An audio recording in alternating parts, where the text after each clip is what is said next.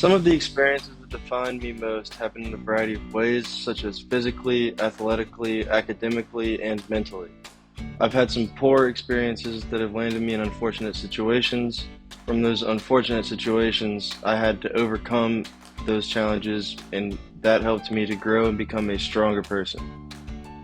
On the flip side, I've had some fantastic experiences that have inspired me to work harder and be able to give others those positive experiences, or at least want to be able to give others those positive experiences.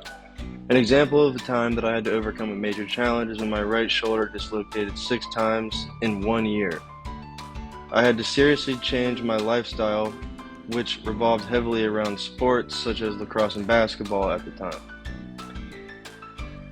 After I continuously dislocated it, I was forced by my doctor to stop playing basketball in an attempt to preserve what was left of my shoulder's stability.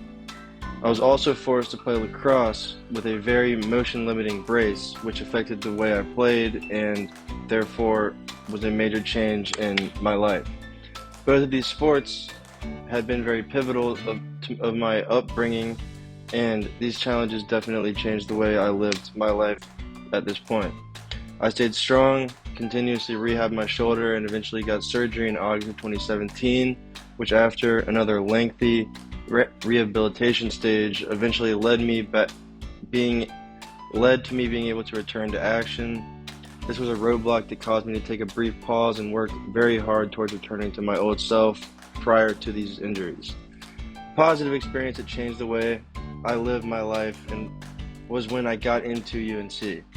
I've always wanted to be a Tar Heel, so when I was accepted into school here, it gave me nothing but energy, drive, and focus to make the absolute most of my experience in Chapel Hill.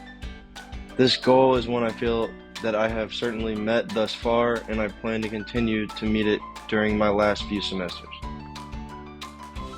When I was 17 years old, I was on a 14-day hiking trip with a group of my friends, and it was a hike that would ultimately end up being around 130 miles total over a 14-day period. On the third night of the trip, we were near the top of a large mountain that we had been hiking the past few days. Just before we were all about to sleep, a bear walked through the camp, which frightened everyone. The bear left and didn't come back, but it still left all of the people I was with, and myself included, and the leaders we were with in fear and paranoia, which is why we were ordered to be silent and not leave our tents for the remainder of the night. At roughly 4 in the morning, I woke up and was incredibly uncomfortable. I continuously switched positions in which I was laying, but nothing would take. Finally, as I started to wake up more and more, I realized that my right shoulder was dislocated, and the shock of it caused me not to feel it up to that point. I started to call for the leaders' help, but was quickly shunned out of fear of the bear returning. Next, I asked my tent mate, who was a very grumpy individual in general, if he could try to help me, and being that it was 4 a.m., he didn't believe that I was being serious, but rather thought I was pulling some sort of prank on him. Eventually, I realized that I was going to have to take matters into my own hands. With my left arm, I grabbed my right arm and moved it back and forward, side to side, until it finally went back into place.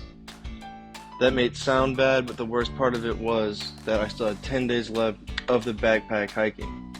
The only real choice I had, short of going back to the base camp early, was to focus and do everything I could to not further hurt my shoulder throughout the remainder of the trip. I had cushions under my right backpack strap and wore a sling whenever we were at camp. I had no choice but to tough it out and make it to the end of the hike, which I did. This experience showed me that I am capable of much more than I may realize, and showed me that I should not doubt myself when times are tough. If I didn't have to worry about money, I would focus on leisure and helping others more than anything else. My leisurely activities would consist of things such as spending time traveling and seeing parts of the world that are unfamiliar to me so that I can get some fresh perspectives on life.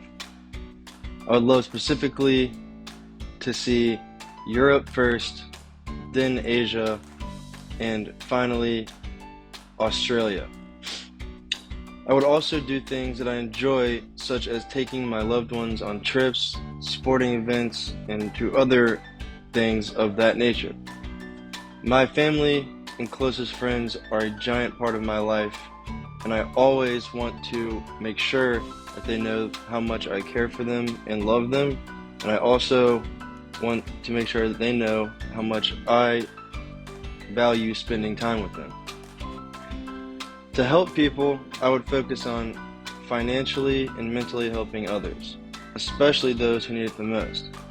I would spend time trying to help my loved ones improve various aspects of their lives through a number of different methods, such as helping them plan their futures. I would love to help them find educational courses and/or schools that could help advance their careers or find jobs if that is necessary as well.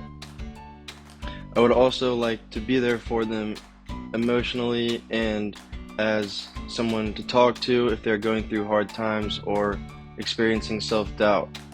I feel that I have done a good job thus far, and especially if I weren't to worry about money anymore, of choosing my top priorities and tending to those, and I would love the opportunity to help others do the same.